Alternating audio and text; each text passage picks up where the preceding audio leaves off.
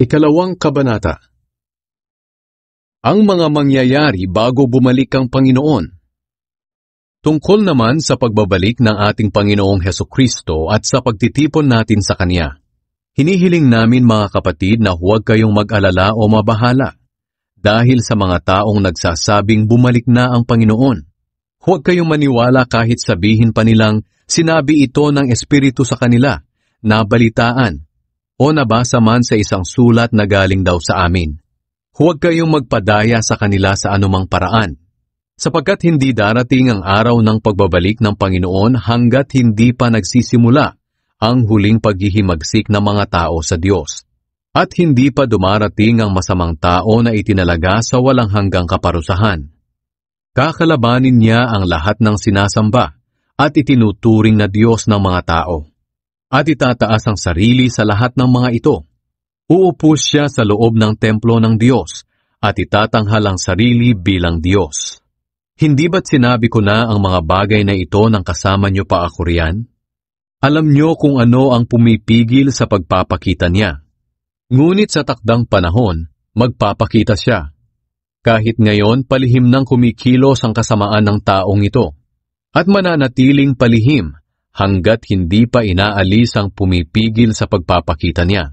Ihahayag siya kapag inalis na ang pumipigil. Ngunit sa pagdating ng Panginoong Hesukristo, papatayin niya ang masamang taong ito sa pamamagitan lang ng isang ihip niya. Ihahayag ang taong masama na taglay ang kapangyarihan ni Satanas. Gagawa siya ng lahat ng uri ng nakalilinlang na himala, kababalaghan, at kamanghamanghang bagay. Gagamitin niya ang lahat ng uri ng pandaraya sa mga taong mapapahamak. Mapapahamak sila dahil ayaw nilang pahalagahan ang katotohanang makakapagligtas sana sa kanila.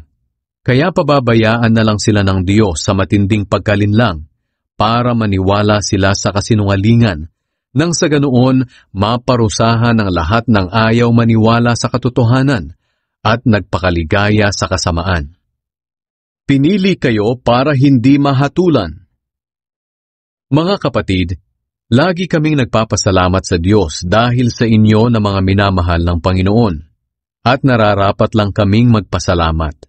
Dahil noong una pa man, ay pinili na kayong maligtas ng Diyos sa pamamagitan ng Espiritong nagpapabanal sa inyo at sa pamamagitan ng pananampalatayan nyo sa katotohanan.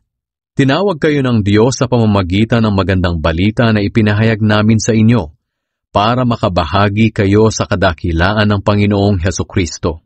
Kaya nga mga kapatid, manatili kayong matatag at panghawakan nyo ang mga itinuro namin sa inyo, maging sa salita o sa sulat. Aliwin at palakasin nawa kayo ng ating Panginoong Hesukristo at ng Diyos na ating Ama. Mahal tayo ng Diyos at Siya ang nagbigay sa atin ng walang hanggang kaaliwan at kalakasan at matibay na pag-asa dahil sa biyaya niya. At naway bigyan din niya kayo ng lakas ng loob na maipahayag at maisagawa ang lahat ng mabuti.